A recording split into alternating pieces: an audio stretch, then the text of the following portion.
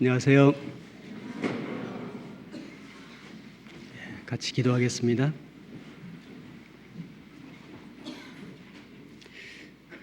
우리를 사랑하시는, 살아 역사하시는 하나님 아버지, 정말 감사합니다.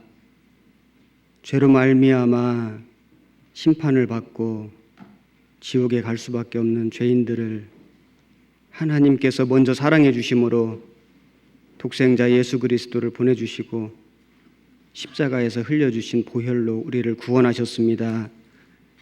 그 주님의 사랑이 너무나 커서, 너무나 놀라워서 우리가 이제 그 주님의 사랑에 매여서 살기를 간절히 원합니다. 구원받은 이후에도 주님의 몸된 교회 가운데에 우리를 거하게 하시며 서로 교제케 하신 주님, 오늘 주님의 사랑하는 귀한 자녀들이 함께 말씀 앞으로 모였습니다. 구원받은 이후에 우리에게 필요한 영의 양식을 매일같이 주시는 주님, 오늘도 우리에게 귀한 양식 주시고 이 영의 양식이 우리에게 힘이 되고 능력이 되어서 이 악한 세상 살아갈 때 이기며 승리하며 살아가는 우리가 되게 해 주옵소서.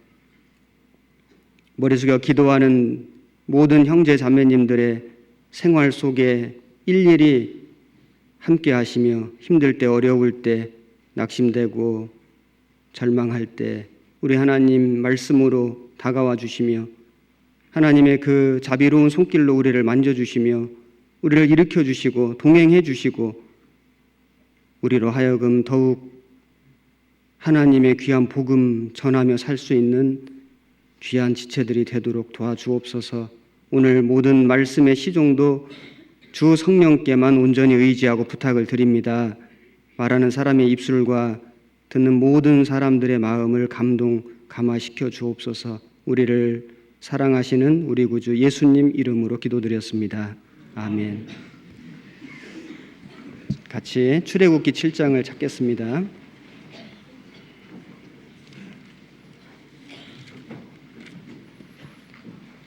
구약성경 90페이지 7장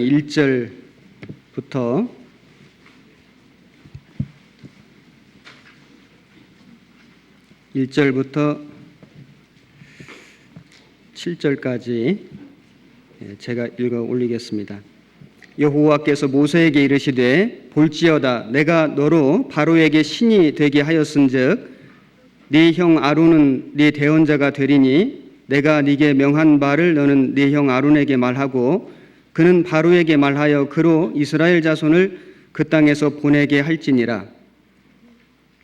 내가 바로의 마음을 강팍게 하고 나의 표징과 나의 이적을 애굽 땅에 많이 행하리라마는 바로가 너희를 듣지 아니할 터인즉 내가 내 손을 애굽에 더하여 여러 큰 재앙을 내리고 내 군대 내 백성 이스라엘 자손을 그 땅에서 인도하여 낼지라. 내가 내 손을 애굽 위에 펴서 이스라엘 자손을 그 땅에서 인도하여 낼 때에야 애굽 사람이 나를 여호와인 줄 알리라 하시매 모세와 아론이 여호와께서 자기들에게 명하신 대로 곧 그대로 행하였더라. 그들이 바로에게 말할 때에 모세는 80세이었고 아론은 83세이었더라. 7절까지 읽었습니다. 이번 한 주간에 여러 곳에서 집회가 진행되고 있습니다. 판교 직장인 전도 집회는 신용철 목사님께서 인도하고 계십니다. 그리고 교회당 낮 소집회는 한승옥 목사님께서, 그리고 저녁 소집회는 하군호 전도사님께서 인도하고 계십니다. 그리고 오세일 목사님께서 강진 교회에서 전도 집회를 진행하고 계십니다. 기억하시고 위에서 기도해 주시기를 부탁드리겠습니다. 오늘 금방 읽은 출애굽기 7장의 말씀을 중심으로 해서 바로에게 신이 되게 하리라, 이런 제목으로 함께 말씀을 상고해 보도록 하겠습니다. 출애굽기 6장의 상황을 잠시 살펴보면 모세는 하나님의 명령에 순종해서 바로 왕 앞에 나갔습니다. 내 백성 이스라엘을 보내라. 순종해서 바로 왕 앞에 가서 담대하게 외쳤습니다. 그런데 상황은 모세가 생각한 대로 되지 않았습니다. 오히려 더 어려운 상황이 됐습니다. 바로 왕은 이스라엘 민족의 고역을, 그 노동을, 강도를 아주 더 세게 했습니다. 그래서 그전과 같이 벽돌의 수효를 만들되 소용되는 집을 주지 않고 스스로 줍게 했습니다. 할 일이 더 많아졌습니다. 순종해서 갔는데 상황은 더 어려워졌습니다. 이스라엘 백성들이 낙심하고 실망해서 모세를 원망했습니다. 모세도 너무나 마음이 안타까웠습니다. 하나님 앞에 가서 기도했습니다. 그때 하나님께서 모세에게 다시 바로 왕 앞에 가서 이스라엘 민족을 구원하라 말씀하셨습니다. 모세가 백성들도 내 말을 듣지 않는데 하물며 바로가 내 말을 듣겠습니까? 그리고 저는 말을 잘 못합니다. 변명을 했습니다. 그때에 하나님께서 모세에게 하신 말씀이 네가 바로에게 신이 되게 하리라. 네가 내 말을 듣고 순종해서 바로에게 가면 바로 왕 앞에서 네가 마치 신처럼 보이게 해주겠노라. 이렇게 말씀해 주신 겁니다. 그래서 오늘 바로에게 신이 되게 하리라 이 말씀이 어떤 의미를 가지고 있는지 또 구원받고 신앙생활하는 우리들에게 어떤 교훈을 주시는지 오늘 함께 공부해 보도록 하겠습니다. 먼저 출애굽기 7장 3절 말씀을 다시 읽겠습니다. 내가 바로의 마음을 강팍게 하고 나의 표징과 나의 이적을 애굽 땅에 많이 행하리라마는 바로가 너희를 듣지 아니할 터인즉 내가 내 손을 애굽에 더하여 여러 큰 재앙을 내리고 내 군대 내 백성 이스라엘 자손을 그 땅에서 인도하여 낼지라. 자, 여기 보면 하나님께서는 모세를 통해서 애굽 땅에 많은 이적을 나타내 보이셨습니다. 여러 이적을 보이셨습니다. 지팡이로 뱀이 되기도 하고 뱀이 다시 지팡이가 되기도 하고 그리고 손을 품속에 넣으면 문둥병이 발하기도 하고 다시 꺼내니까 여상해지고 그리고 애굽 땅에 10가지 계속되는 큰 재앙들을 내리셨습니다. 이것은 일종의 이적입니다. 기적입니다. 표징이었습니다. 사람 생각에는 그런 이적과 기적을 보면 마음이 낮아지고 하나님께 굴복해야 될 것 같은데 실제 상황은 그러지 않았습니다. 모세는 계속 마음이 더욱 강팍해져 갔습니다. 사람들은 이적과 기적을 좋아합니다. 그런데 그 이적과 기적을 통해서는 사람들의 마음이 회개하지 않습니다. 이적과 기적을 통해서 구원받을 수가 없습니다. 하나님께서 성경이 완성되기 전 시대에 이적과 기적을 허락하셨습니다. 그래서 선지자들도 또 사도들도 이적과 기적을 행하였습니다. 예수님도 이적과 기적을 행하셨지만은 그것은 하나님을 증거하기 위해서 하신 겁니다. 오늘날에도 많은 이적과 기적을 좋아하는 사람들이 있습니다만은 그 이적과 기적으로는 영혼이 구원받을 수가 없습니다. 여기 표시를 해 놓으시고 열왕기상 19장을 보겠습니다. 열왕기상 19장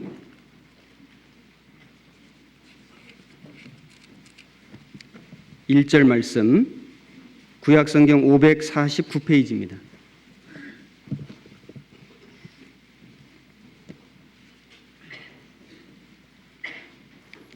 (1절) 말씀 아합이 엘리야의 무릇 행한 일과 그가 어떻게 모든 선지자를 칼로 죽인 것을 이세벨에게 고하니 이세벨이 사자를 엘리야에게 보내어 이르되 내가 내일 이맘때에는 정녕 네 생명으로 저 사람들 중 한 사람의 생명 같게 하리라 아니하면 신들이 내게 벌 위에 벌을 내림이 마땅하니라 한지라. 자, 여기 이 내용은 엘리야 선지자가 갈멜산에서 바알 선지자들과 명승부를 펼쳤습니다. 아합 왕이 바알을 섬겼으므로 많은 바알 선지자들이 활동했습니다. 450명이 있었습니다. 그들을 갈멜산에 모으고 내기를 했습니다. 제단 위에 송아지를 제물로 올려놓고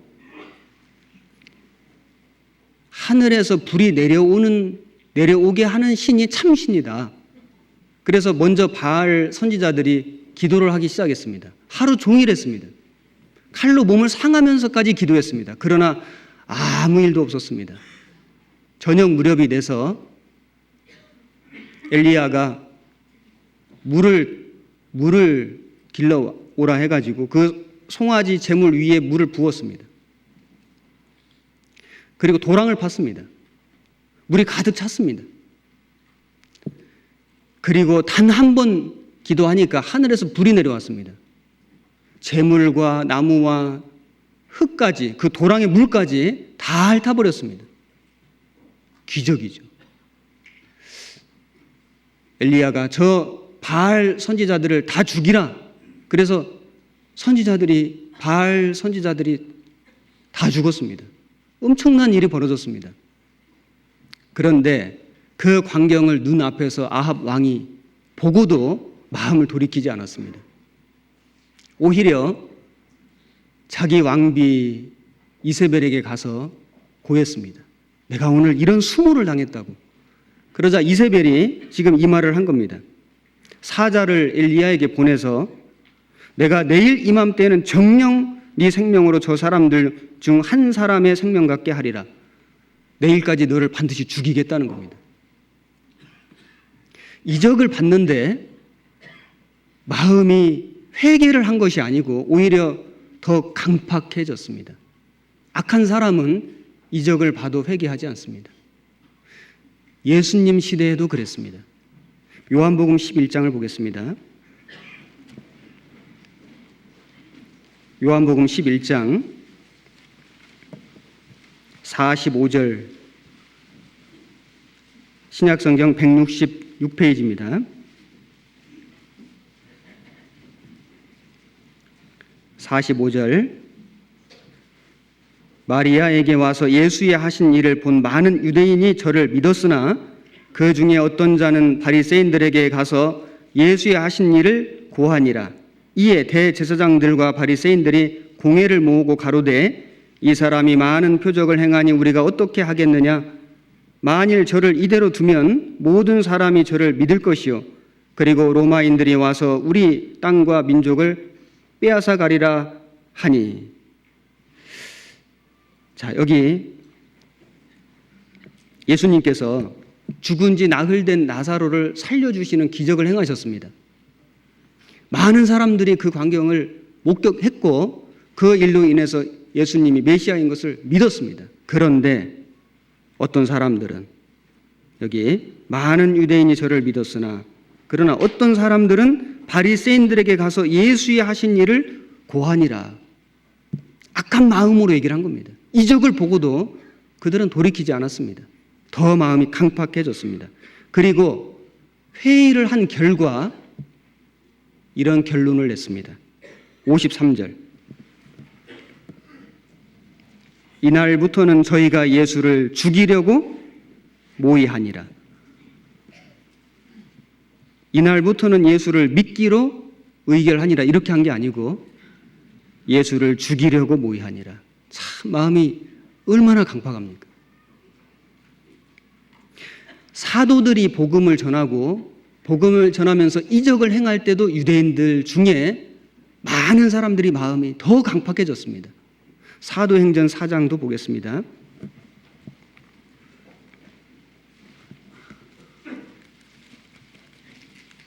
4장 13절 신약성경 192페이지입니다.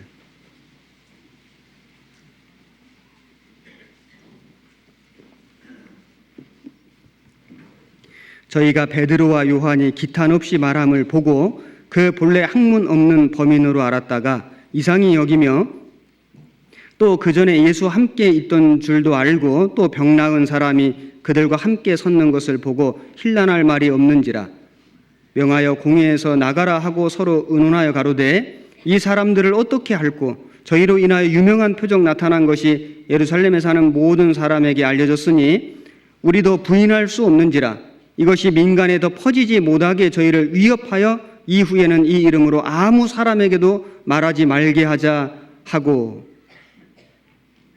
자, 여기 보면 베드로와 요한이 미문이라는 곳에 나면서부터 안전뱅이 된 사람을 고쳐줬습니다. 구걸하는 사람에게 베드로가 이렇게 말했죠. 은과 금은 내게 없거니와 내게 있는 것으로 내게 주노니 예수 그리스도의 이름으로 걸으라. 그 말에 한 번도 서본 적이 없는, 한 번도 걸어본 적이 없는 그 안전뱅이가 일어섰습니다. 그리고 걸었습니다. 뛰었습니다. 하나님을 찬미했다고 성경에 나와 있습니다. 기적이 나타났습니다. 사람들이 그걸 보고 하나님의 능력인 것을 믿고 회개하고 돌아와야 되잖아요. 그런데 여기 이 유대인들 중에 잘못된 사람들은 그것을 보고도 그 기적이 일어난 것을 듣고도 마음을 돌이키지 않았습니다. 오히려 복음 전하는 사도들을 끝까지 회방했습니다. 위협했습니다. 죽이겠다고 말했습니다. 스데반이 복음을 전할 때 그들이 마음이 찔렸다고 되어 있습니다. 마음이 찔렸으면 회개하고 하나님께 돌아와야 되는데 마음이 찔려 저를 향하여 이를 갈거늘 이를 부득부득 갈았습니다. 그리고 귀를 막고 일심으로 달려들어 돌로 쳐 죽였다고 성경에 나와 있습니다. 참 어떻게 그렇게 할 수 있을까? 사람이 마음이 악하면은 기적을 보고도 돌이키지 않습니다. 마음이 악한 사람은 복음을 듣고도 마음이 더 강팍해집니다. 이적은 하나님을 증거하는 도구로 사용되었지 이적을 통해서 한 영혼이 구원을 받을 수는 없습니다. 오늘날에 많은 잘못된 교회들이 이적을 강조하죠. 우리는 개인적으로 이적을 행할 능력이 없는 것에 대해서 실망할 필요도 없고 우리 교회 안에 무슨 이적이 없는 것에 대해서 문제될 것이 아무것도 없습니다. 왜냐하면 그보다 더 귀한 것이 우리에게 있기 때문에요. 십자가의 사랑이, 그 귀한 복음이, 성령의 역사가 내 안에, 우리 교회 안에 있습니다. 복음을 전할 때 사람들의 마음이 회개하고 십자가의 사랑을 전할 때 사람들의 영혼이 굴복이 됩니다. 구원받는 역사가 나타납니다. 출애굽기 7장 본문 다시 보겠습니다.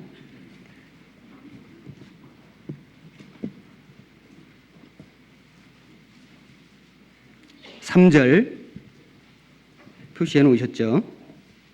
3절 내가 바로의 마음을 강팍해 하고. 자, 여기 보면 하나님이 바로의 마음을 강팍하게 하셨다는 말씀이 나옵니다.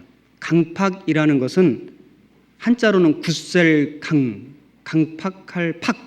그래서 아주 마음이 단단한 상태, 아주 마음이 굳어진 상태, 아주 완고한 상태, 고집스러운 상태, 이런 것을 강팍하다 이렇게 말할 수 있습니다. 영어로는 hardened heart라고 해서 아주 그 굳어진, 아주 단단해진 이런 표현인 겁니다. 사람도 우리 신체 장기 중에 단단해지면 문제되는 것들이 많이 있습니다. 간 경화가 뭔지 아시죠? 간이 단단해지는 겁니다.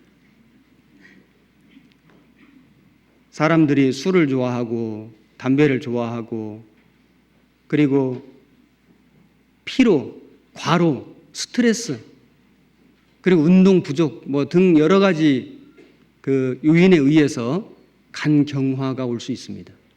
간이 굳어지는 겁니다. 간이 굳어지면은 가는 제 기능을 할 수가 없겠죠. 사람의 마음이 굳어지면 더 큰 문제입니다. 그것을 제가 이름을 붙여봤는데 심경화라고 하면 될 것 같습니다. 마음이 단단해지는 게 보통 문제가 아닙니다.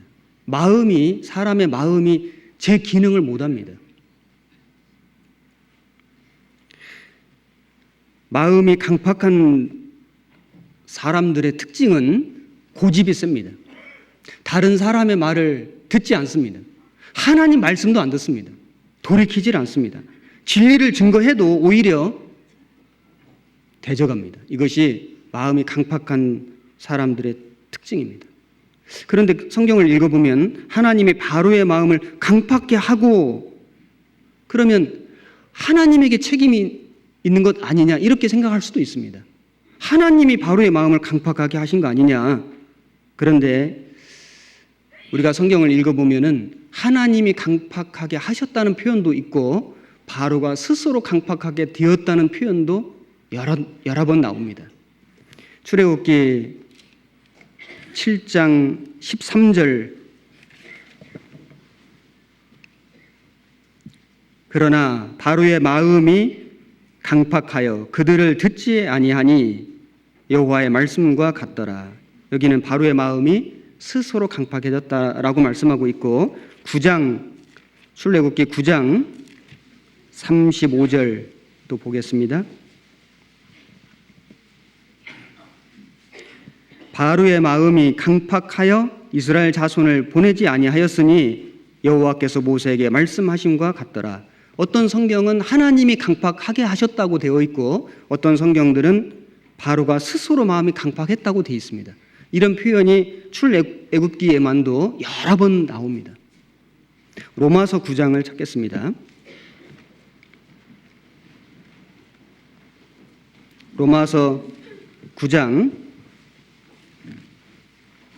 17절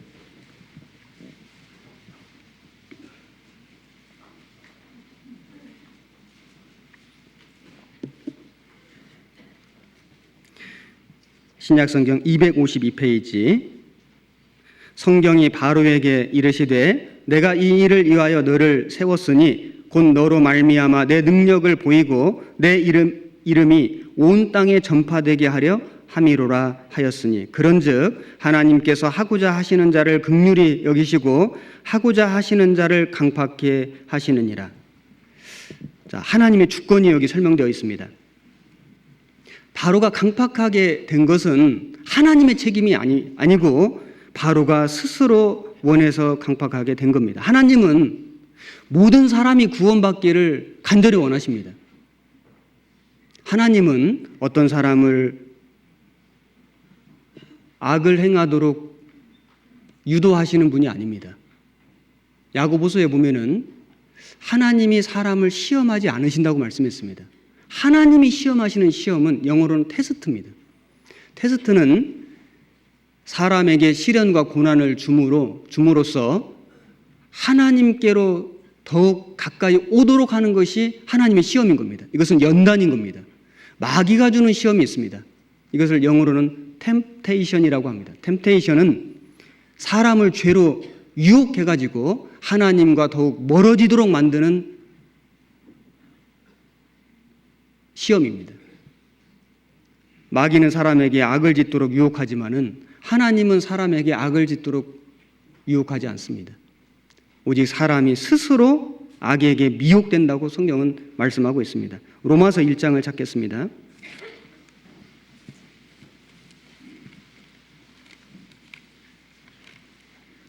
(24절)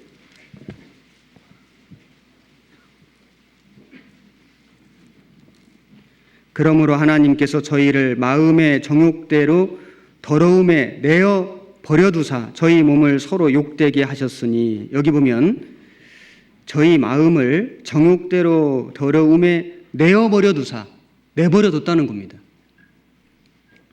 그리고 26절에도 보면 이를 인하여 하나님께서 저희를 부끄러운 욕심에 내어 버려두셨으니 그리고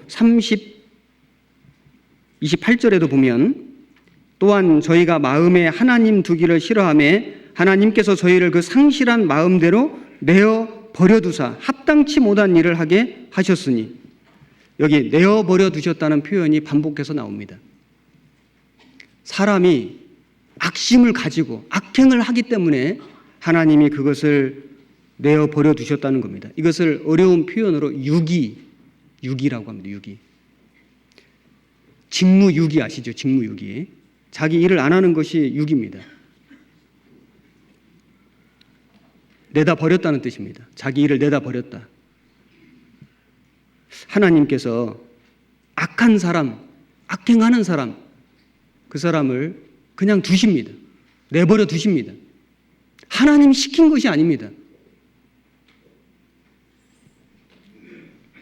그것을 강팍해 했다라는 표현으로 나온 겁니다. 바로 왕은 스스로 마음이 완고했습니다. 하나님이 그 바로 왕의 마음을 내버려 두셨습니다. 그리고 그것을 하나님의 영광을 나타내는 일에 사용하셨습니다. 하나님 책임이 아닙니다. 햇빛이 비출 때 햇빛은 겨우내 얼었던 냇가의 얼음을 녹입니다. 그런데 또 한편으로는 진흙, 그 물에 젖어있는 진흙은 말립니다. 똑같은 햇빛이 비쳤는데 얼음은 녹고 진흙은 더욱 굳어져 갑니다. 나중에는 돌처럼 단단해질 수도 있습니다. 똑같은 상황인데 어떤 사람은 마음이 부드러워지고 하나님께 다가오고 구원을 받는, 어떤 사람은 똑같은 상황인데 마음이 점점 단단해져 가고 하나님에게로부터 멀어져 가고 영영 구원을 받지 못합니다. 이것은 하나님의 책임이 아닙니다. 각 사람에게 하나님께서 자유의지를 주셨습니다. 사람은 누구든지 강팍해질 수 있습니다. 누구든지. 구원받은 사람 마음도 때로는 강팍해질 수도 있습니다. 시편 95편을 보겠습니다.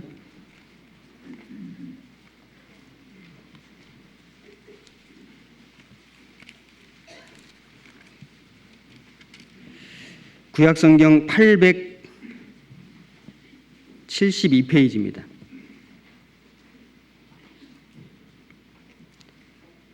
95편 8절 말씀 한 절만 같이 읽겠습니다. 이르시기를 너희는 무리바에서와 같이 또 광야 마사의 날과 같이 너희 마음을 강팍하게 말지어다. 이스라엘 백성들은 광야를 통과할 때 수시로 마음이 강팍해졌습니다. 쓴 물이 나오면은 하나님 원망했습니다. 마실 물이 없으면 원망했습니다. 먹을 것이 없으면 원망했습니다. 고기 없다고 원망했습니다. 이스라엘 백성들의 마음이 수시로 강팍해졌다고 성경은 말씀하고 있습니다. 마가복음에 보면은 오병이어 기적 이후에 제자들이 배를 타고 갈릴리 호수를 지나가고 있었습니다. 풍랑이 일었습니다. 제자들이 너무나 무서워했습니다. 그때 예수님께서 물 위를 걸어서 제자들에게 오셨습니다. 유령인가 하고 제자들이 무서워했습니다. 풍랑 보고 두려워하고 걸어오신 예수님 보고 무서워했습니다. 성경에는 뭐라고 말씀하시냐면은 저희가 그 떡 떼시던 일을 기억지 못하고 마음이 둔하여졌습니다. 그 둔하여졌음이라는 그 영역본에 보면 그들의 마음이 강팍해졌습니다. 그렇게 되어 있습니다. 그래서 하든드라고 하는 그 강팍하다는 그 표현과 같은 단어를 사용하고 있습니다. 그들의 마음이 금세 굳어졌습니다. 단단해졌습니다. 구원받은 그리스도인들도 때로는 마음이 단단해지고 때로는 마음이 굳어지고 또 강팍해질 수도 있다고 생각합니다. 우리가 하나님의 사랑에서 멀어질 때, 교제를 떠날 때, 교회를 저버릴 때, 복음을 배척할 때, 불순종할 때, 자기 고집을 부릴 때, 구원받은 사람들도 마음이 때로는 강팍해질 수도 있습니다. 그때는 아무의 말도 듣지 않습니다. 하나님 말씀도 들리지 않습니다. 우리가 마음이 강팍해질 때 또는 강팍해진 사람들을 우리가 만날 때 우리가 어떻게 그들을 도와야 할까요? 히브리서 보겠습니다. 히브리서 3장 12절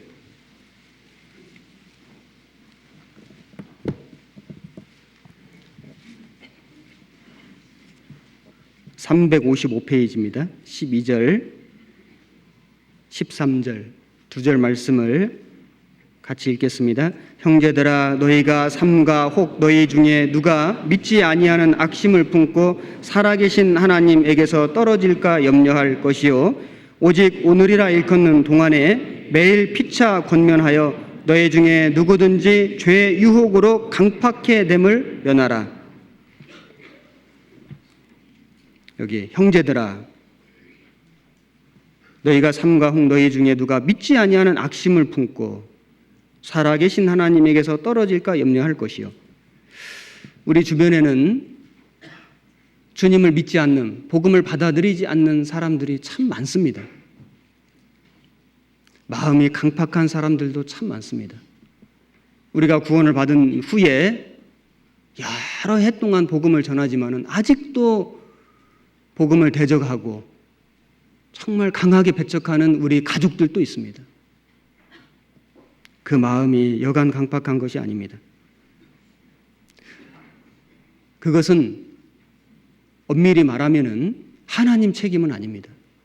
그리고 사실은 우리 책임도 아닙니다. 전적으로 자기 자신의 책임이 있습니다. 물론 구원받은 그리스도인들은 복음을 전할 책임은 있습니다.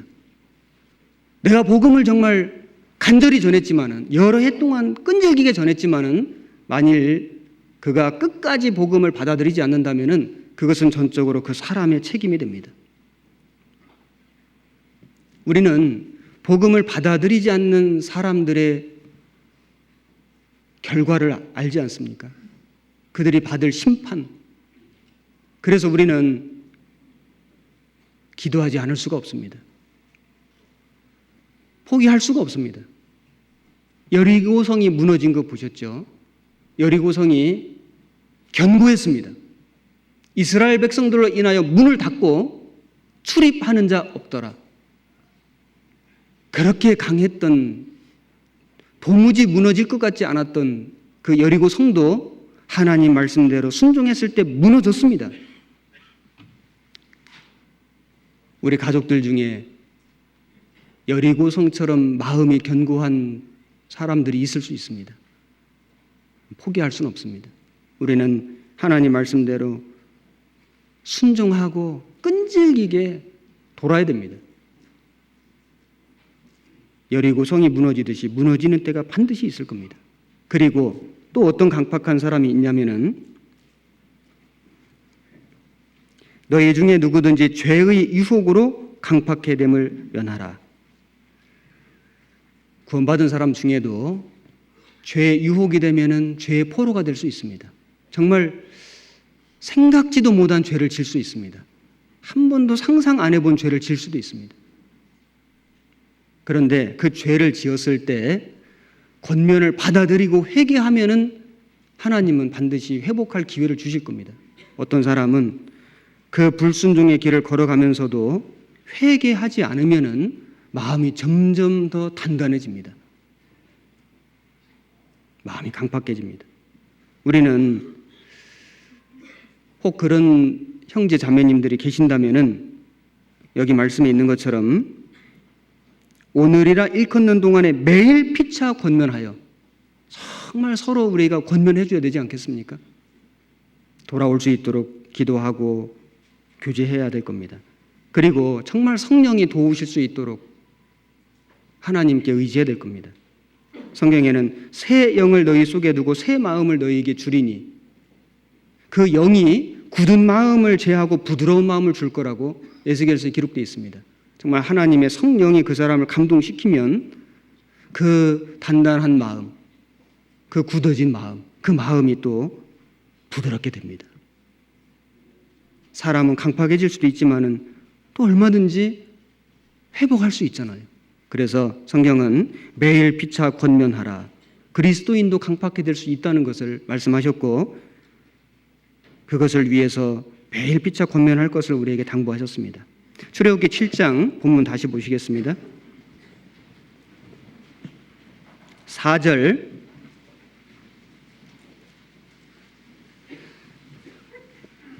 바로가 너희를 듣지 아니할 터인즉 내가 내 손을 애굽에 더하여 여러 큰 재앙을 내리고 내 군대 내 백성 이스라엘 자손을 그 땅에서 인도하여 낼지라. 자, 여기 보면 내 군대 내 백성이라는 말이 나옵니다. 그리고 또 출애굽기 12장을 보겠습니다.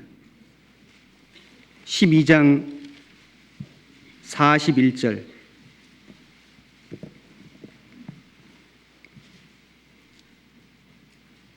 41절 430년이 마치는 그날에 여호와의 군대가 다 애굽 땅에서 나왔은즉. 자, 여기 보면 이스라엘 백성을 군대, 하나님의 군대라고 이렇게 말씀했습니다. 사실 이스라엘은 애굽에서 군대가 아니었습니다. 노예였습니다. 그런데 하나님이 그들을 애굽에서 건져내셨습니다. 하나님은 하나님의 백성이 노예로 사는 거 원치 않았습니다. 그래서 가나안이라고 하는 축복된 땅을 약속하셨습니다. 그런데 그 가나안 땅에 들어갈 때 노예 상태로 들어가는 것을 원치 않으셨고 하나님의 강력한 군대 내기를 원하셨습니다. 그래서 광야 40년의 길은 이스라엘 백성들을 하나님의 강한 군대로 훈련시키는 훈련소와 같았습니다. 여자들이 싫어하는 이야기가 뭐냐면 군대 이야기. 그 다음 싫어하는 이야기가 축구 이야기. 제일 싫어하는 얘기가 군대에서 축구한 이야기. 제가 축구 이야기는 하지 않고 군대 이야기는 좀 해보겠습니다. 출애굽기 1장 11절을 찾겠습니다. 1장 11절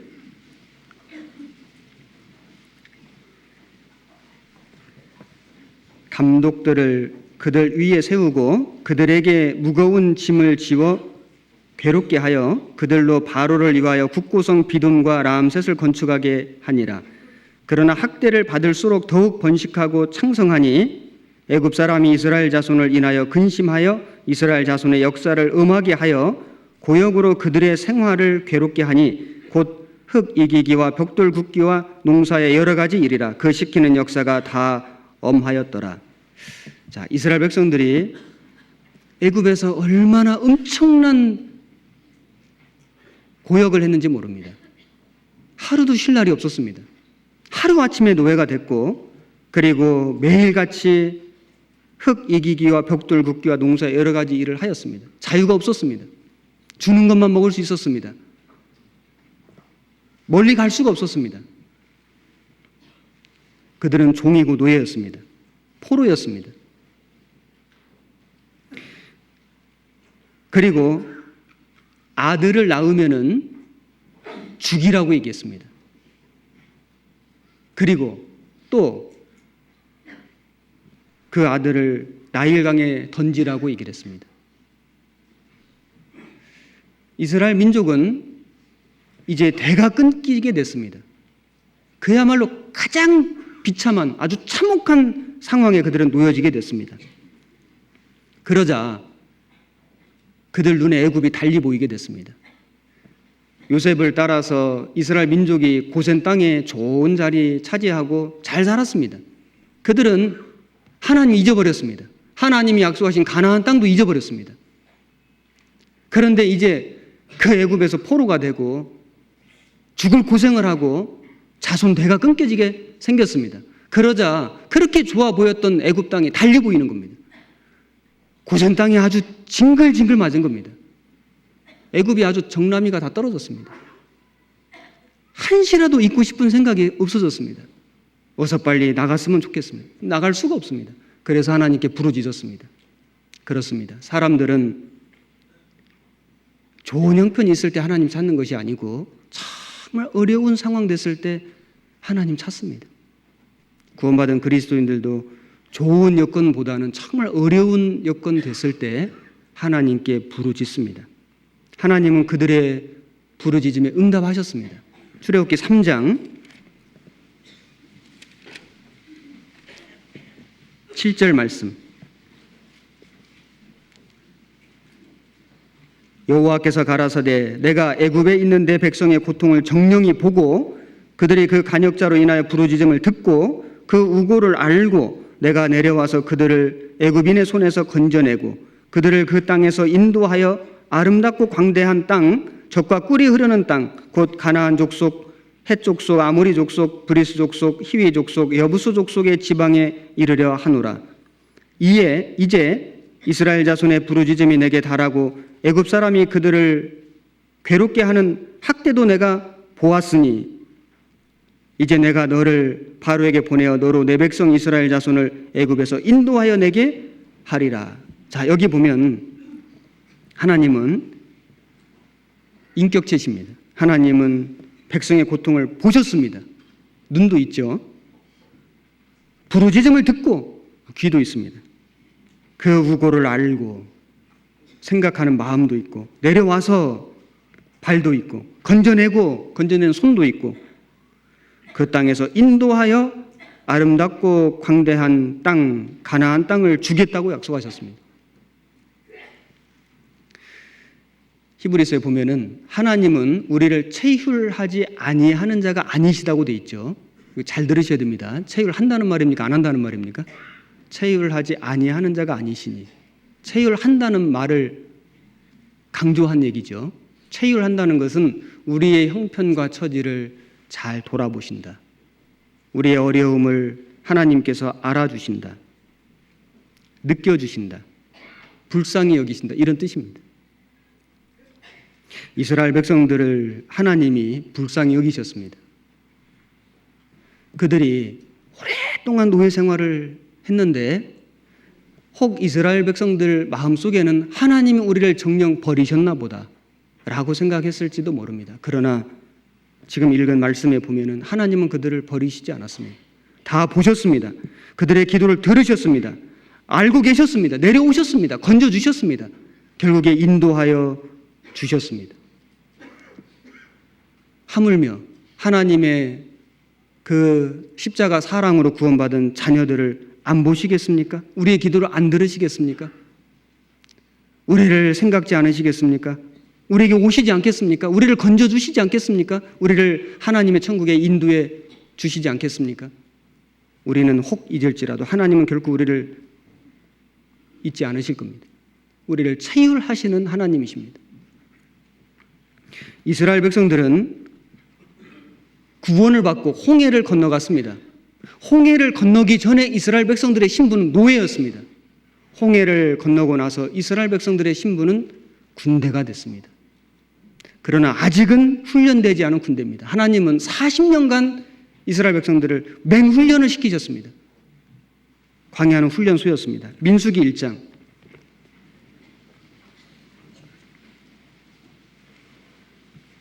193페이지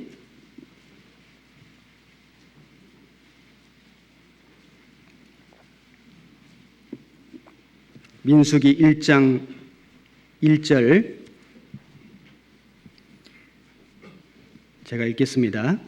이스라엘 자손이 애굽 땅에서 나온 후 제2년 2월 1일에 여호와께서 시내 광야 회막에서 모세에게 일러 가라사대 너희는 이스라엘 자손의 모든 회 중 각 남자의 수를 그들의 가족과 종족을 따라 그 명수대로 계수할지니 이스라엘 중 20세 이상으로 싸움에 나갈 만한 모든 자를 너와 아론은 그 군대대로 계수하되. 자, 여기 민수기라는 것은 민수가 쓴 책이 아니죠. 백성들의 수를 세었다 이런 뜻입니다. 이스라엘 민족이 애굽에 있을 때는 수를 이렇게 일일이 세지 않았습니다. 그런데 이제 애굽에서 나온 이후에 광야에 들어와서 이스라엘 백성들의 수를 세는데 여기 보면은 20세 이상의 남자들의 수를 셌습니다. 왜냐하면은 싸움에 나갈 만한 남자들, 싸움에 나갈 만한 군사들을 하나님이 선발하신 겁니다. 군대를 만드신 겁니다.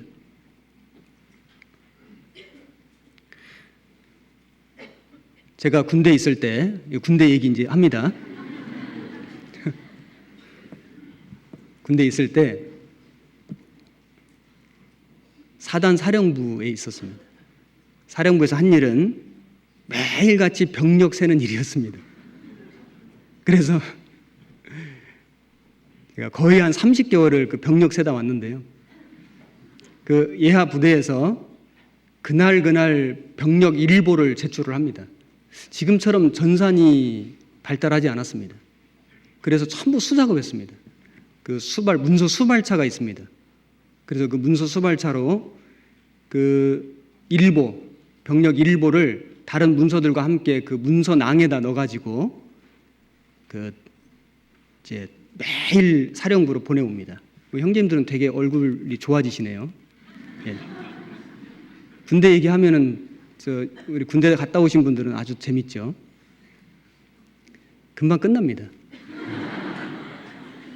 그런데 그 이제 문서낭에 있는 일보를 전부 추려서 통계를 냅니다. 그러면 총 사단에 가용하는 병력 인원이 나옵니다. 그러면 거기에 휴가 간 병력 빼고, 입원해 있는 병력 빼고, 사고 난 병력 빼고, 탈영한 병력 빼고, 그래서 매일 몇 명이 어느 부대에서 탈영했는지도 저는 다 알았습니다. 물론 우리 사단 내에서만 그랬죠. 그래서 사단 병력이 꽤 많거든요. 말하면 안 되죠. 그래서 그 사단 병력이 10,000명이 넘습니다. 그 병력의 통계를 내가지고 사단장에게 보고하고 육군본부에 이제 보고를 하는 겁니다. 그러면 육군본부에서는 우리나라 전체에 있는 그 병력의 통계가 매일마다 나오겠죠. 자, 왜 이렇게 매일마다 병력을 셀까요?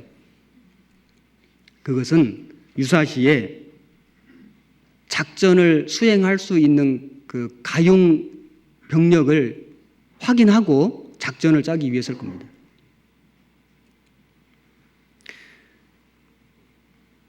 제가 군대에 있을 때는, 자꾸 군대 얘기합니다. 군대에 있을 때는 길이 너무 안 좋아가지고 그 포장이 안 돼가지고 그 전방부대였거든요. 중부전선이었는데, 그래서 비가 많이 오는 날은 수발차가 안 왔습니다. 눈이 많이 오는 날도 이 차가 움직일 수가 없었습니다. 그 정도로 그 도로 사정이 열악했는데, 제가 얼마 전에 그 제가 근무하던 부대에 가볼 일이 있었습니다. 아니, 일부러 갔습니다. 일부러 갔는데 놀랐습니다. 고속도로 같은 길들이 다 나와 있었습니다. 민수기 1장에 이스라엘 백성들이 20세 이상의 남자들의 수를 정확히 셌습니다. 그것은 전쟁에 나가는 군사들을 이제 확인하고 군대를 편성하고 그리고 본격적인 훈련을 하기 위해서입니다. 그 전에 애굽에 있을 때는 그들은 노예였습니다. 훈련이 필요 없습니다. 그냥 일만 하면 됩니다. 싸움도 필요 없습니다. 싸울 일이 없습니다. 압제를 받았습니다. 그런데 이제 홍해를 건너서 그들이 노예가 아니고 자유인이 되니까 훈련이 필요해졌습니다. 그리고 그들은 이제 자유인이 되었기 때문에 스스로 자원하는 마음으로 하나님을 섬길 수 있게 됐습니다. 우리 구원받은 사람들은 구원받기 전에 우리가 이 세상의 노예였습니다. 사단 마귀의 노예였습니다. 죄의 노예였습니다. 그래서 세상이 끄는 대로, 사단이 끄는 대로, 죄가 끄는 대로 우리가 끌려가는 삶을 살았습니다. 우리에게 자유가 없었습니다. 우리에게는 어떤 군사가 되기 위한 훈련도 필요 없었습니다. 그런데 이제 우리가 구원받은 후에 자유인이 됐습니다. 우리는 우리의 자유로 하나님을 섬기기를 원합니다. 우리는 스스로 자원해서 하나님의 군대에 입대한 군병들과 같습니다. 어떤 탐험가가 실제 있었던 얘기를 글로 써놓은 걸 제가 봤습니다. 그 사람이 바틀렛이라고 하는 사람인데 아주 희귀한 새들을 여러 마리를 얻게 됐습니다. 그래서 그 새들을 이제 새장에 가두어 가지고 큰 배에 싣고 이제 여행길을 떠났는데 바다 한가운데 왔을 때 어떤 새가 새장 안에서 그렇게 발버둥을 치는 겁니다. 몸을 비틀고 발톱으로 막 긁고 온갖 세상말로 생난리를 치니까 그만 새장이 열려버렸습니다. 그리고 그 새가, 그 한 마리의 새가 새장 밖으로 뛰쳐나갔습니다. 한동안 새장 속에 갇혀 있다가 탈출을 했으니 얼마나 기뻤겠습니까? 창공 위로 홀을 날랐습니다. 얼마 후에는 보이지도 않게 됐습니다. 그리고 몇 시간이 흘렀습니다. 그런데 이 바틀렛이라고 하는 사람이 너무나 깜짝 놀라는 사건을 경험하게 됩니다. 몇 시간 동안 보이지도 않던 그 새가 기진맥진한 채로 다시 날아왔습니다. 그리고 갑판 위에 뚝 떨어져 버렸습니다. 지칠 대로 지쳤습니다.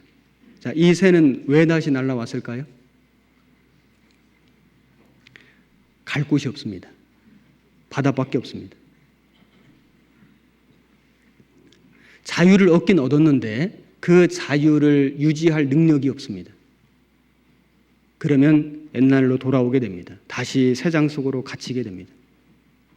우리는 죄에서 해방이 됐습니다. 이제 자유가 됐습니다. 그러면 우리는 이 자유를 유지할 능력이 있어야 됩니다.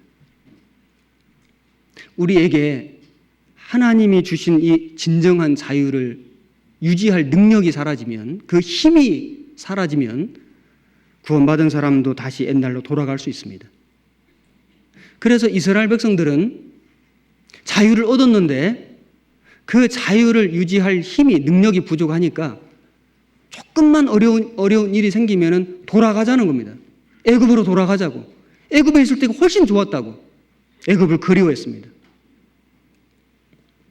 구원받은 그리스도인들도 죄에서 해방되고 마귀의 권세에서 우리가 해방이 되고 진정한 자유를 얻었지만은 정말 이 자유를 지킬 힘을 길러야 됩니다. 능력을 가져야 됩니다. 우리에게는 훈련이 필요합니다. 하나님이 이스라엘 백성들을 훈련시키셨습니다. 1장 45절, 민수기 1장 45절입니다.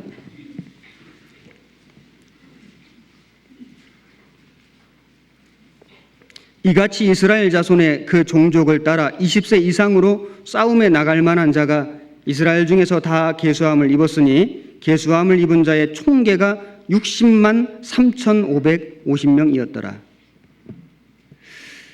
여기 정확하게 숫자가 나옵니다. 각 지파별로 얼마 총 합계가 60만 3,550명. 자, 이제 이 군대를 하나님은 계속 훈련시킵니다.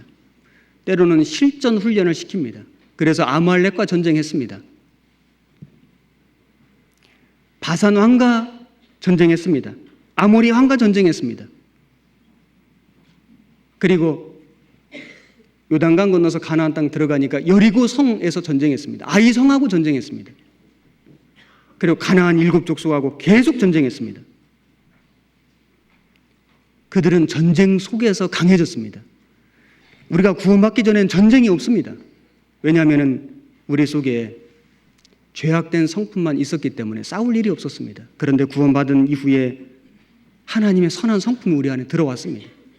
우리 안에 전쟁이 시작됐습니다. 우리는 우리의 육신, 그 아말렉과 싸워야 됩니다. 하나님이 아말렉을 진멸하라고 말씀하셨습니다. 아말렉은 육신의 그림자입니다.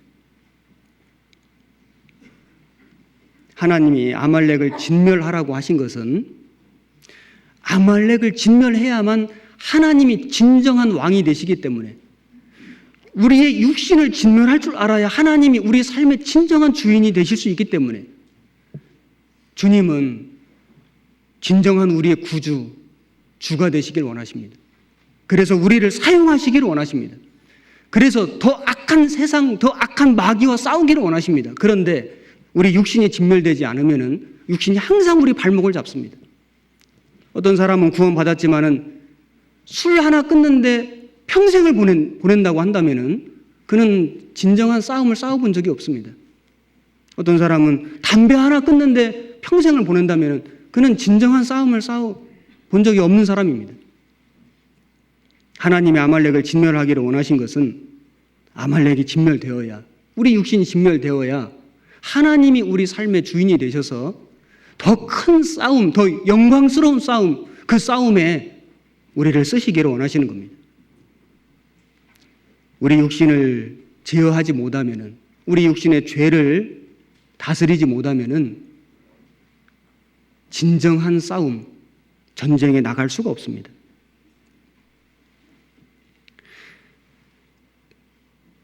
광야 생활은 훈련소였습니다.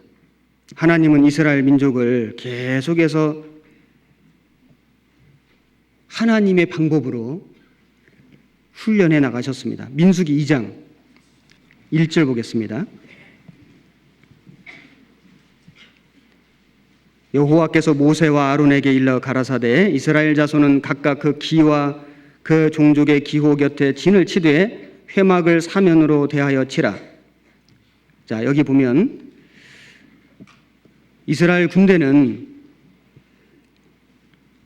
이스라엘 민족은 그 군대의 진영을 갖췄는데 어떤 모양이었냐면은 회막, 성막을 중심으로 해서 동서남북에 진을 쳤습니다.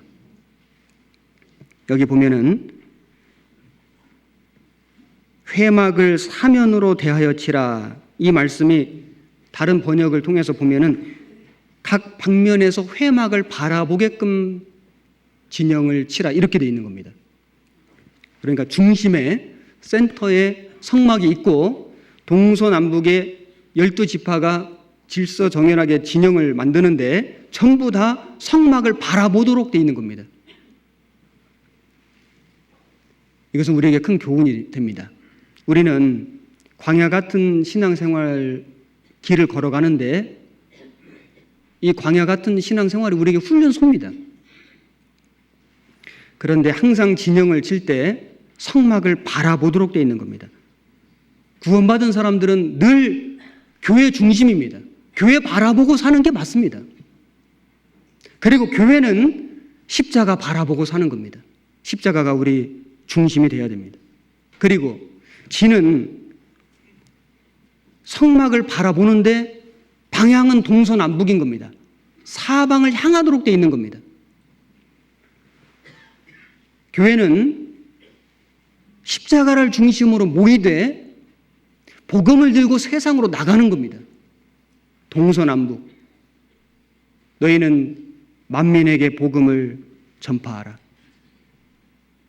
예수님도 제자들을 훈련시키실 때 자기와 함께 있게 하시고 또 보내사 전도하시며, 먼저는 자기와 함께 있게 하시고 그리고는 보내서 전도하게 하셨습니다. 교회는 십자가 중심으로 모이고 주님으로부터 힘을 공급받고 그리고 복음 들고 세상으로 나가는 겁니다. 이것이 민수기 2장의 이스라엘 백성들의 진치는 모습을 통해서 교훈을 받을 수 있습니다. 민수기 9장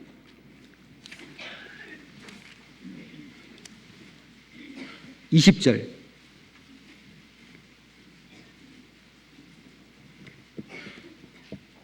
제가 읽겠습니다. 혹시 구름이 장막 위에 머무는 날이 적을 때에도 그들이 다만 여호와의 명을 쫓아 유진하고 여호와의 명을 쫓아 진행하였으며, 혹시 구름이 저녁부터 아침까지 있다가 아침에 그 구름이 떠오를 때에는 그들이 진행하였고, 구름이 밤낮 있다가 떠오르면 곧 진행하였으며, 이틀이든지 한 달이든지 1년이든지 구름이 성막 위에 머물러 있을 동안에는 이스라엘 자손이 유진하고 진행치 아니하다가 떠오르면 진행하였으니, 자, 여기 보면 이스라엘 백성들이 불기둥, 구름기둥의 인도함을 받았다는 거 알 수 있죠. 불기둥, 구름기둥은 성령의 그림자입니다. 그런데 불기둥, 밤에는 불기둥이 있었습니다.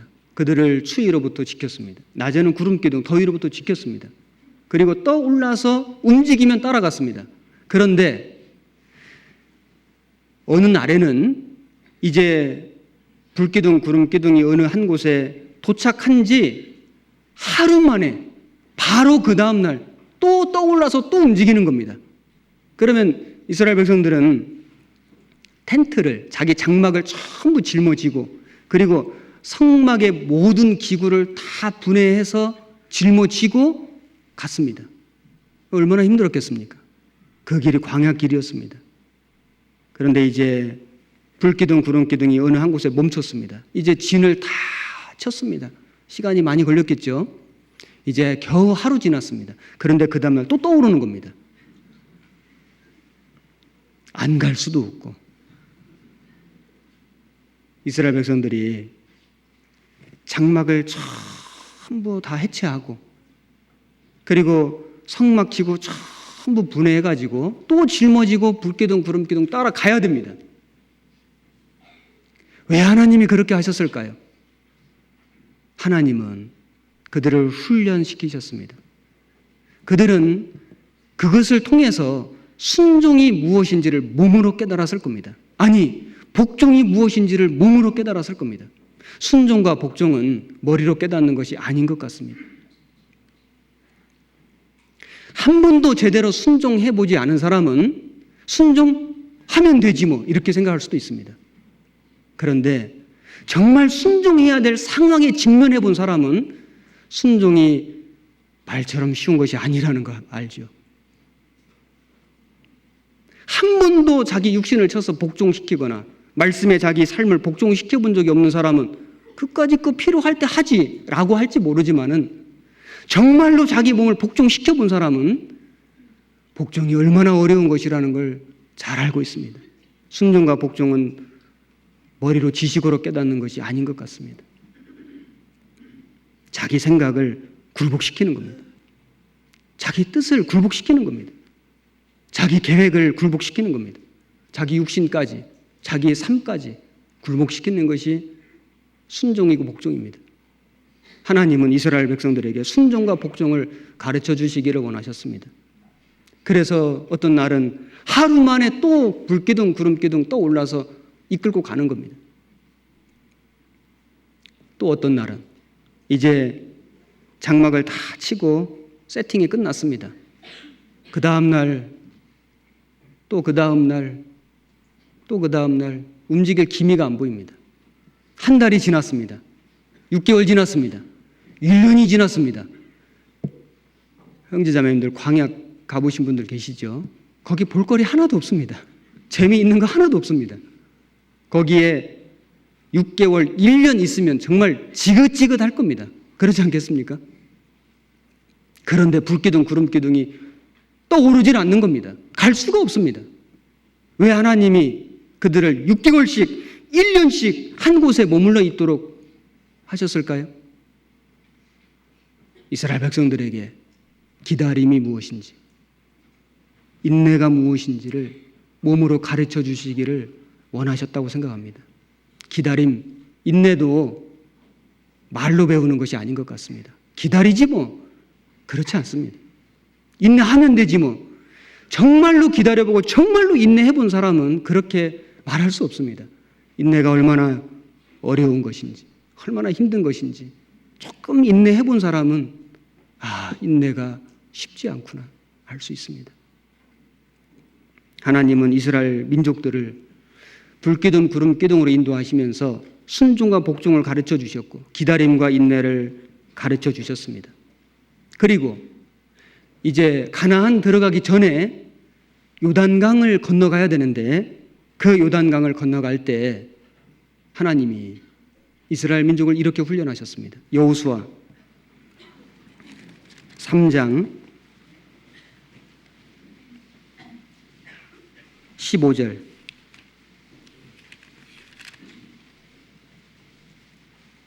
323페이지입니다.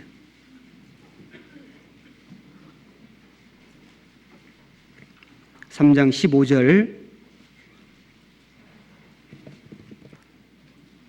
요단이 몸에 거두는 시기에는 항상 언덕에 넘치더라. 궤를 맨 자들이 요단에 이르며 궤를 맨 제사장들의 발이 물가에 잠기자 곧 위에서부터 흘러내리던 물이 그쳐서 심히 멀리 사르단에 가까운 아담읍 변방에 일어나 쌓이고 아라바의 바다 염해로 향하여 흘러가는 물은 온전히 끊어지매 백성이 여리고 앞으로 바로 건널세. 여호와의 언약궤를 맨 제사장들은 요단 가운데 마른 땅에 굳게 섰고 온 이스라엘 백성은 마른 땅으로 행하여 요단을 건너니라. 자, 여기 보면 이스라엘 백성이 홍해 건널 때하고는 모습이 다르죠. 홍해 바다는 하나님이 모세를 통해서 갈라주셨습니다. 갈라주신 그 마른 땅을 이스라엘 백성들은 통과하기만 하면 됐습니다. 우리가 구원받는 것은 예수님이 십자가로 이루신 구원을 받아들이기만 하면 거저었습니다. 그런데 이제 가나안 땅에 들어가는데 요단강을 건널 때는 하나님이 요단강을 갈라놓으시지 않으셨습니다. 이스라엘 민족이 그 제사장들이 법궤를 메고 그 발로 창이란 흘러넘치는 요단 강물에 들어갔어야 됐습니다. 들어가니까 요단 강물이 멈췄습니다. 그렇습니다. 우리가 받은 구원은 하나님이 십자가에서 이루어주신 것을 거저 받았지만은 우리가 하나님의 영광, 그 하나님의 기업을 얻는 것은 우리가 하나님의 말씀을 의지하고 뛰어들어야 됩니다. 헌신입니다. 우리가 하나님의 법궤, 그 하나님의 말씀을 메고 자기 십자가를 지는 겁니다. 뛰어들면은 요단 강물이 멈춘 기적이 나타난 것처럼 혹 우리 앞에 때로는 창이란 요단 강물처럼 넘실대는 고난이 닥쳐올 수 있습니다. 그럴 때 우리는 비록 사방이 막혀 있을지라도 하늘로 열린 길은 열려 있는 거니까 하나님 바라보고 믿음으로 나갈 때 요단 강물이 갈라지는 것 같은 기적을 체험할 수 있습니다. 우리는 때때로 하나님이 내게 길을 열어주신다는 것을 깨닫습니다. 하나님이 길을 열어주셨다. 그것을 깨닫는 사람은 하나님 말씀 의지하고 발을 내딛는 사람입니다. 한 번도 하나님 말씀 의지하고 발을 내딛어 본 적이 없는 사람은 하나님이 길 열어주시는 것이 무엇인지를 알 수가 없습니다. 경험할 수가 없습니다. 디모데후서 2장입니다.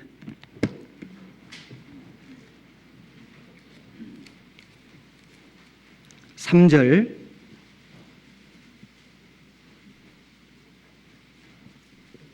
신약성경 344페이지입니다. 3절, 4절, 2절을 같이 읽겠습니다. 네가 그리스도 예수의 좋은 군사로 나와 함께 고난을 받을지니 군사로 다니는 자는 자기 생활에 얽매이는 자가 하나도 없나니 이는 군사로 모집한 자를 기쁘게 하려 함이라. 구원을 받은 것은 군대에 입대한 것이다. 저는 그렇게 생각해 봅니다. 여기 자녀를 군대 보내셨거나 보내신 적이 있는 분들은 잘 아실 겁니다.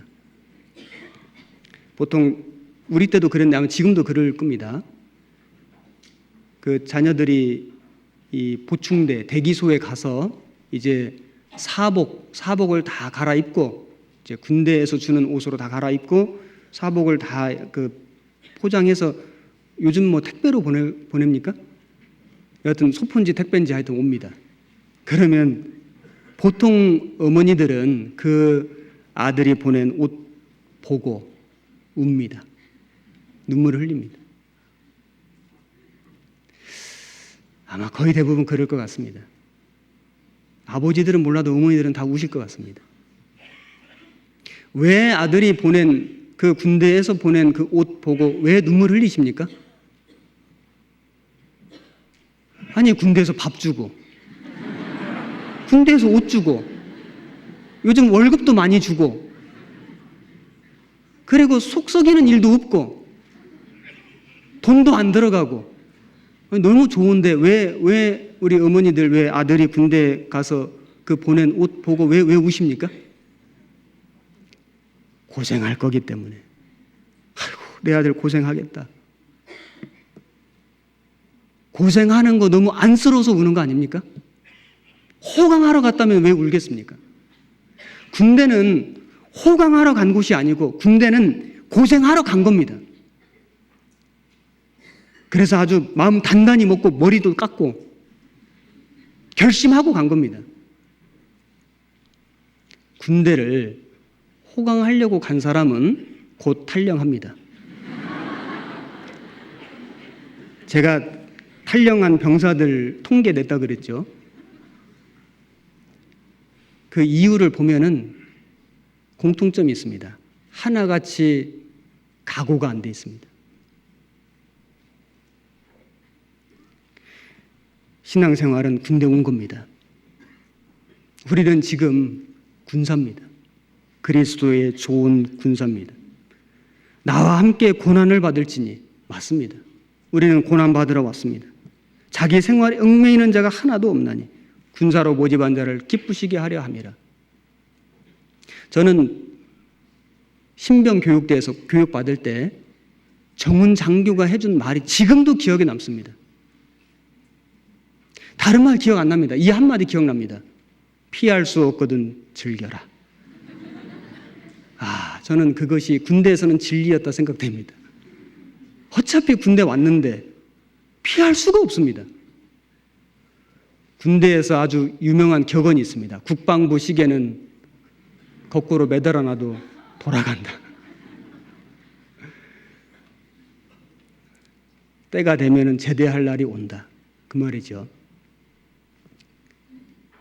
어차피 군대 왔으면 피할 길이 없습니다. 시간 채워야 됩니다. 사고 없이 자기 맡은 일 잘하고 또 교육받고 사람 되고, 그래서 간다면은 군대 생활 정말 유익합니다. 흔히들 그렇게 말하지 않습니까? 남자는 군대 가야 사람 된다. 우리는 군대입니다. 우리는 지금 군대에 온 겁니다. 우리는 사실 피할 길이 없습니다. 아니, 피할 이유가 없습니다. 왜냐하면 언젠가 우리가 이 군대에서 제대할 날이 옵니다. 주님 오시는 날, 그날이 우리가 이 군대를 제대하는 날입니다. 영광스러운 날입니다. 2001년 1월 2일 일본의 모 백화점 앞에 1200명의 사람들이 모였답니다. 물건을 사러 온 게 아닙니다. 그들은 손에 한 장의 전단지를 가지고 모였답니다. 그 내용을 보니까 10년 전에 그 백화점에서 홍보를 하기 위해서 이런 전단지를 사람들에게 뿌렸습니다. 앞으로 10년 후에 여러분이 이 광고지를, 이 전단지를 가지고 백화점 앞에 오시면은 기념품을 드리겠습니다. 그 전단지를 1200명의 사람들이 손에 들고 백화점 앞에 모였답니다. 그 백화점 측에서 준비한 시계 및 접시 이런 그 사은품들이 동이 나버렸습니다. 부족했습니다. 이렇게 많이 올 줄 몰랐습니다. 그래서 부랴부랴 백화점에서 추가로 상품을 제작을 해가지고 오신 분들에게 일일이 주소를 다 기록하게 해서 정성껏 배달을 해드렸답니다. 실제 있었던 일이랍니다. 그래서 그 전단지를 가지고 온 사람들에게 물었답니다. 어떻게 그 10년 전에 있었던 일을 오늘까지 기억하고 있었냐고 했더니 하는 말들이, 어떤 사람은 그걸 수첩 속에 항상 보관하며 매일 봤습니다. 이런 사람도 있고 어떤 사람은 액자 위에 꽂아놓고 안 잊어버리기 위해서 액자 위에 꽂아놓고 매일 봐서, 이런 사람도 있고,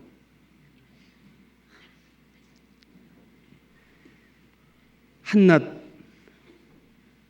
한 백화점에서 홍보용 상품 준다는 말에도 그 전단지를 간직하고 기억하고 그 날짜에 그 장소에 찾아온다면은 우리는 정말 하나님이 우리에게 하신 약속, 비교도 할 수 없이 엄청난 약속, 영광스러운 약속을 우리는 어떻게 간직해야 되겠습니까?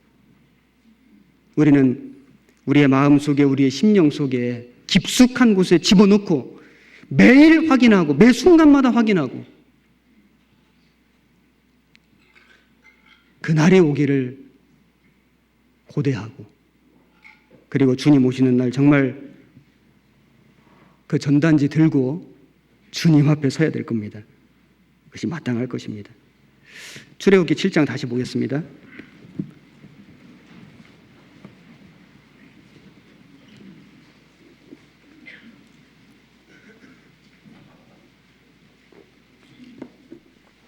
(7장) 1절 오늘 본문 말씀 제가 다시 읽겠습니다. 여호와께서 모세에게 이르시되 볼지어다 내가 너로 바로에게 신이 되게 하였은즉 네 형 아론은 네 대언자가 되리니 내가 네게 명한 말을 너는 네 형 아론에게 말하고 그는 바로에게 말하여 그로 이스라엘 자손을 그 땅에서 보내게 할지니라. 내가 바로의 마음을 강팍케 하고 나의 표징과 나의 이적을 애굽 땅에 많이 행하리라마는 바로가 너희를 듣지 아니할 터인즉 내가 내 손을 애굽에 더하여 여러 큰 재앙을 내리고 내 군대 내 백성 이스라엘 자손을 그 땅에서 인도하여 낼지라.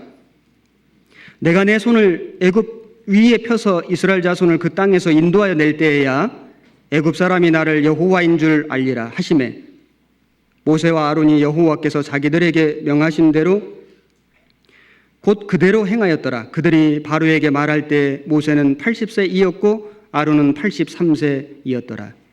자, 오늘 말씀의 주제는 바로에게 신이 되게 하리라 라고 말씀드렸습니다. 이 말씀을 상고해 보도록 하겠습니다. 바로에게 신이 되게 하리라는 것은 무슨 뜻일까요? 바로가 섬기는 우상처럼 되게 만들어주겠다 이런 뜻 아니죠. 바로는 많은 우상을 섬겼습니다. 애굽에 내린 10가지 재앙은 그 우상 깨뜨리는 재앙이었습니다. 하나님은 모세를 바로에게 우상처럼 만들어주기를 원하신 것이 아닙니다. 바로에게 신이 되게 한다는 말씀은 바로 앞에서 하나님처럼 보이게 해주시겠다는 말입니다.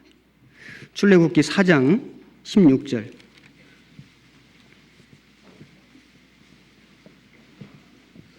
(4장 16절) 한 절만 같이 읽겠습니다. 그가 너를 대신하여 백성에게 말할 것이니 그는 네 입을 대신할 것이요 너는 그에게 하나님같이 되리라. 너는 바로에게 하나님같이 되리라. 하나님처럼 보이게 해주시겠다는 겁니다.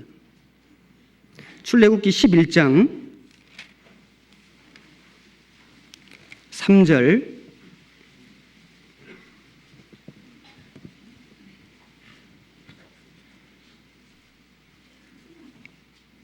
(11장 3절) 같이 읽겠습니다. 여호와께서 그 백성으로 애굽 사람의 은혜를 받게 하셨고 또 그 사람 모세는 애굽국에서 바로의 신하와 백성에게 심히 크게 배웠더라.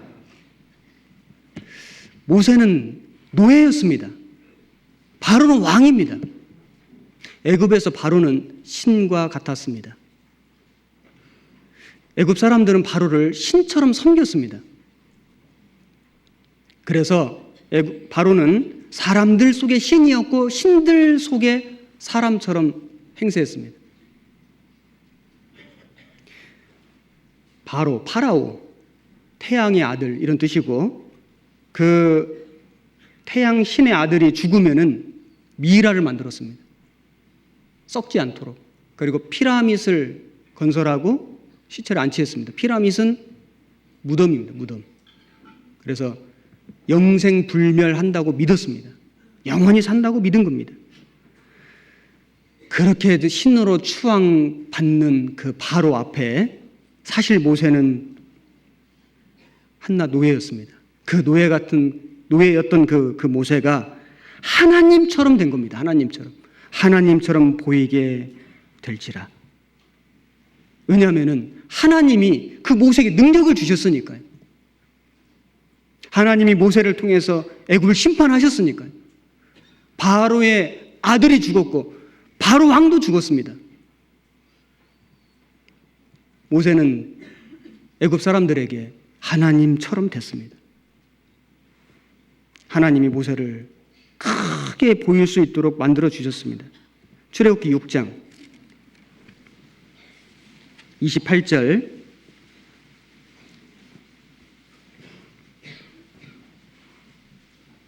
여호와께서 애굽 땅에서 모세에게 말씀하시던 날에 여호와께서 모세에게 일러 가라사대 나는 여호와라 내가 네게 이르는 바를 너는 애굽 왕 바로에게 다 고하라. 모세가 여호와 앞에서 고하되 나는 입이 둔한 자이오니 바로가 어찌 나를 들으리이까. 자, 여기 모세 앞에 하나님처럼 신처럼 된다는 뜻은 부족한 것이 전혀 없게 됐다 이런 뜻이 아닙니다. 모든 것이 다 완전하고 완벽하게 되었다 이런 뜻이 아닙니다. 왜냐하면 모세는 그 바로에게 갈 때 자기가 말 잘 못하는 것 때문에 두려워했습니다. 하나님의 말씀을 대언하는 사람이 말을 잘 못한다면 문제가 되겠죠. 하나님은 네 형 아론이 말 잘하는 것을 네가 알지 않느냐? 그 아론이 너와 함께 갈 것이다. 사람 생각에는 뭘 그렇게 복잡하게 할 것 없이 그냥 모세가 말 잘하도록 만들어 주시면은 아무 문제 없을 것 같은데, 간단하게 해결될 것 같은데 왜 하나님은 굳이 모세는 그대로 두시고 말 잘하는 형을 옆에 동역자로 두셨을까요? 아마도 이유가 있을 것 같습니다. 하나님은 사람의 본성이 얼마나 타락해 있는지를 잘 아시기 때문에 모세가 그렇잖아도 백성들 위에 지도자로 서 있고 바로 왕 앞에도 하나님처럼 보여주는데 모세에게 연약한 모습이 전혀 없다면, 부족한 것이 전혀 없다면 모세도 교만해질 수 있다는 걸 생각하신 것 같습니다. 사람 본성 속에는 다른 사람보다 조금 더 잘한다는 것이 있으면 교만해지는 게 있습니다. 사람 마음 속에는 자기 속에 연약한 것, 어려운 것이 없으면 금방 고개를 들고 자기를 나타내는 것이 본성 속에 있기 때문에 하나님께서는 그 모세의 연약한 부분을 그대로 두시고 차라리 돕는 동역자를 네게 붙여주겠다. 그것이 하나님이 모세를 쓰시는, 하나님이 모세를 지키시는 방법이었다고 생각합니다. 사도 바울은 육체에 가시가 있었습니다. 그 가시가 제하여지기를 3번 간구했다. 웬만하면 하나님이 들어주셨을 텐데 하나님이 끝까지 들어주시지 않았습니다. 내 은혜가 네게 족하도다. 왜 그렇게 하셨을까요? 이는 내 능력이 약한 데서 온전하여 짐이라. 세상 이치하고는 좀 다른 것 같죠. 사람 생각에는 모든 것이 다 구비되고 좀 완벽한 조건이 되면은 더 하나님 일을 잘할 수 있을 것 같은데 하나님은 무엇이 부족하도록 또 무엇이 연약하도록 고통을 받도록 그 속에서 하나님 섬기도록 그렇게 인도하셨습니다.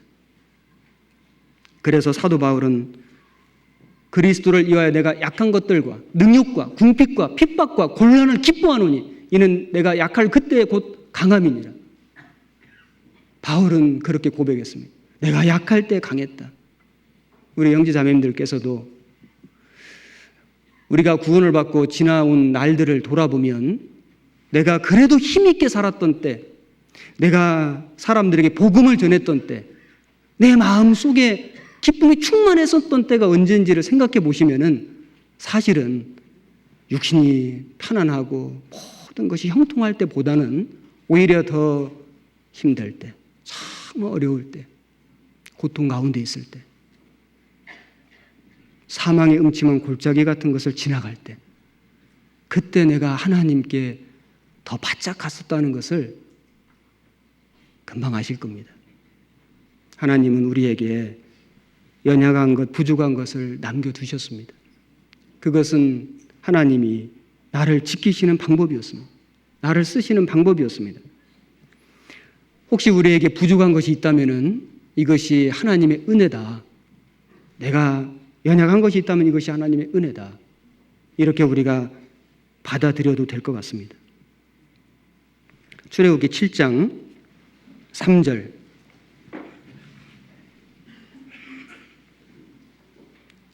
내가 바로의 마음을 강팍게 하고 나의 표징과 나의 이적을 애굽 땅에 많이 행하리라마는 바로가 너희를 듣지 아니할 터인즉. 자, 여기 보면 신과 같이 된다는 것은 아무런 문제 없이 형통한 길을 걷게 해주겠다가 아닙니다. 신과 같이 된다는 것은 문제가 생길 거다. 장애물이 놓여질 거다. 그걸 감수해야 됩니다. 바로가 모세의 말을 듣지 않았습니다. 오히려 더 마음이 계속 강팍해져 갔습니다. 우리가 순종해서 살더라도 문제는 있을 수 있습니다. 순종해서 간 길에 고난이 있을 수 있습니다. 순종해서 살아가는데 장애물이 생길 수 있습니다. 모세는 순종해서 바로 왕에게 갔는데 바로가 마음을 강팍하게 했습니다.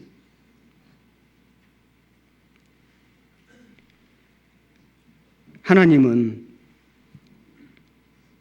우리의 처지를 모르시는 것이 아니라 하나님은 지금 하나님이 개입하셔야 할 결정적인 타이밍을 기다리고 계신다라고 생각합니다. 모세는 하나님 말씀에 순종해서 갔는데 바로가 이스라엘을 보내주지 않고 계속 강팍하게 하니까 모세의 마음도 상했을 겁니다. 한 번, 두 번, 세 번, 9번의 재앙이 다 지나가도록 바로 왕 마음이 무너지질 않는 겁니다. 하나님이 모르셔서가 아니라, 하나님이 능력이 부족해서가 아니라 하나님은 결정적인 타이밍을 기다리고 계신다. 드디어 때가 왔습니다. 온 애굽의 장자를 다 죽였습니다. 애굽 백성들이 항복했습니다. 은금 패물을 다 내줬습니다. 400년 동안 노예 생활하면서 무일푼 헛수고한 보상을 한순간에 다 받았습니다. 애굽의 좋은 재물을 다 끌고 탈출했습니다. 홍해바다 나왔죠? 하나님이 모르시는 게 아닙니다. 하나님은 결정적인 타이밍을 기다리셨습니다. 애굽 군대를 다 수장시켜버렸습니다. 하나님처럼 되게 한다는 것은 아무 장애물도 없게 해주시겠다, 평탄한 길만 걷게 해주시겠다는 것은 아닙니다. 그리고 바로에게 신이 되게 한다는 말씀은 우리가 육신적인 조건 같은 것에 상관없이 얼마든지 하나님 일을 할 수 있다는 것도 보여준다고 생각합니다. 모세의 나이가 80세였습니다. 아론의 나이는 83세였습니다. 물론 오늘날 우리 시대의 수명하고는 좀 달랐습니다. 모세가 120살을 살았기 때문에 오늘날 80세하고는 좀 다르죠. 하지만은 어쨌든 나이는 꽤 많았습니다. 그럼에도 불구하고 모세와 아론은 큰 일을 했고 바로 왕 앞에 하나님처럼 보였습니다. 우리가 어떤 세상적인 신체적인 불리한 조건들이 있다 할지라도 순종하고 가면은 하나님은 그 사람을 이 세상에서 신과 같이 만들어줄 수 있습니다. 여기 브리테니커 백과사전 편집진들이 통계를 냈는데 그 통계에 보면 이런 게 있습니다. 인류 역사에 괄목할 만한 업적을 남긴 사람들의 통계를 냈는데 연령별로 통계를 낸 겁니다. 34%는 50 이하에 큰 업적을 남겼고 35%는 60대에, 23%는 70대에, 8%는 80대에. 여기 80대 계신 분 계시죠? 업적 남길 수 있습니다. 육신의 연령도 초월해서 정말 하나님이 쓰시면은 귀하게 쓰임 받을 수 있다. 우리가 어떤 물질이 좀 부족하든지 또는 어떤 우리에게 어떤 조건이 부족하든지 부족한 것, 연약한 것이 있다 할지라도 정말 하나님 앞에 순종함으로 나간다면은 하나님은 그 사람을 바로 앞에 신이 되게 하리라. 모세처럼 그를 귀하게 쓰실 겁니다. 요한복음 10장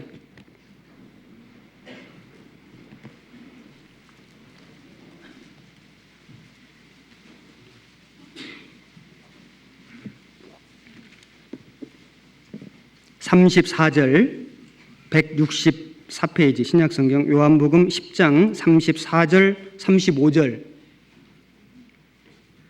두 절을 같이 읽겠습니다. 예수께서 가라사대 너희 율법에 기록한 바 내가 너희를 신이라 하였노라 하지 아니하였느냐? 성경은 패하지 못하나니 하나님의 말씀을 받은 사람들을 신이라 하셨거든. 36절 제가 읽겠습니다. 하물며 아버지께서 거룩하게 하사 세상에 보내신 자가 나는 하나님 아들이라 하는 것으로 너희가 어찌 참남하다 하느냐. 자, 여기 보면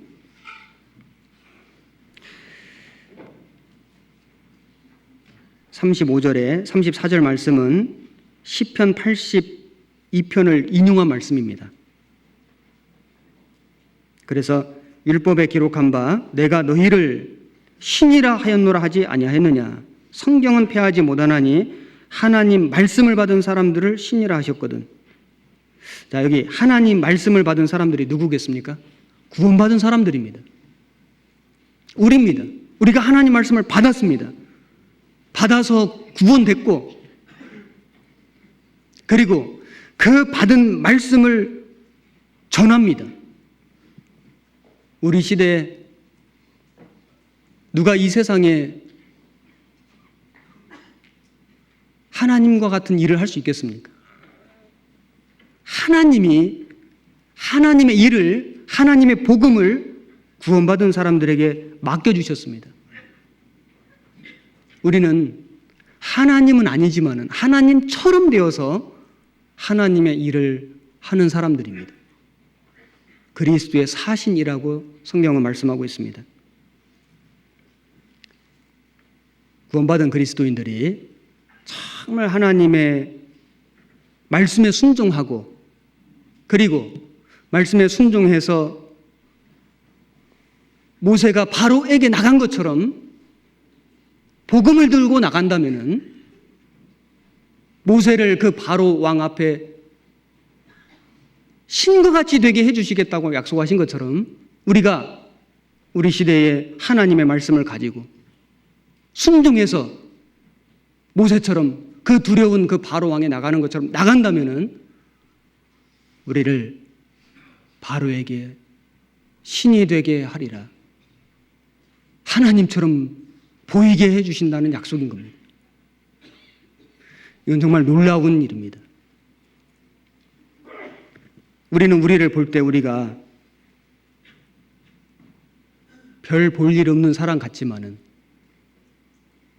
정말 우리가 우리 자신을 볼 때는 때로는 너무 초라해 보이지만은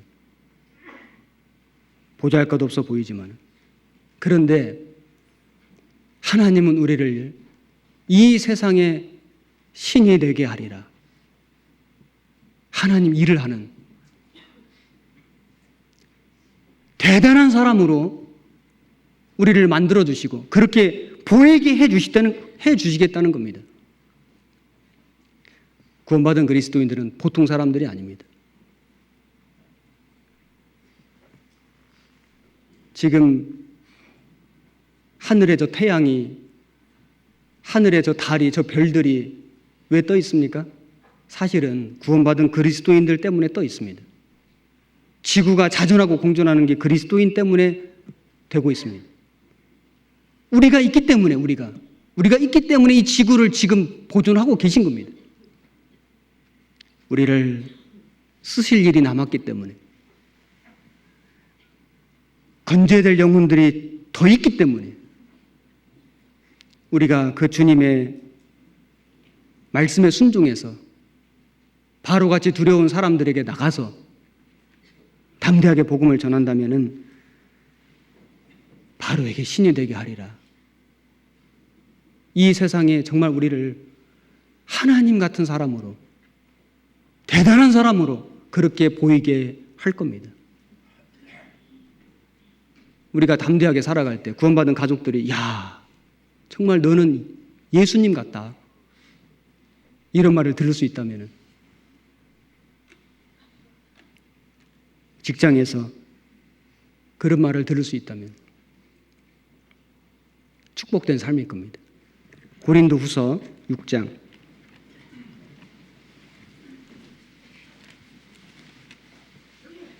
9절,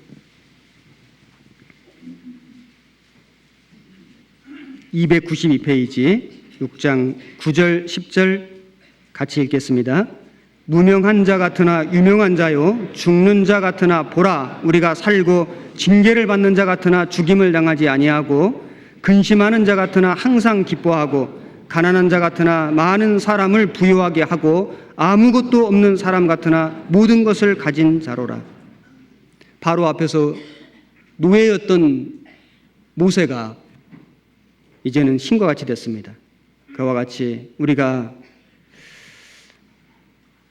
이 세상에서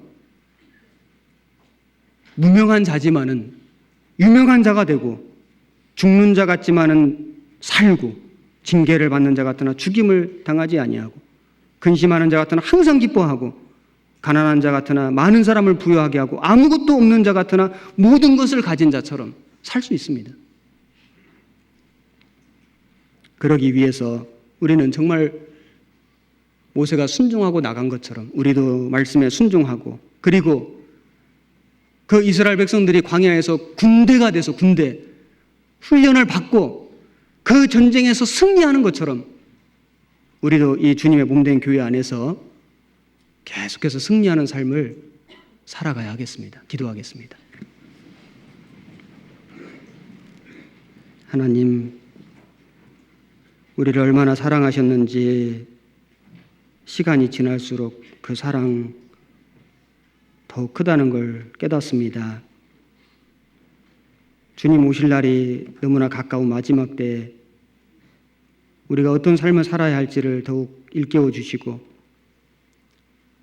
우리 중에 혹이라도 뒤로 물러가 침륜에 빠지는 사람이 없도록 붙잡아 주시며,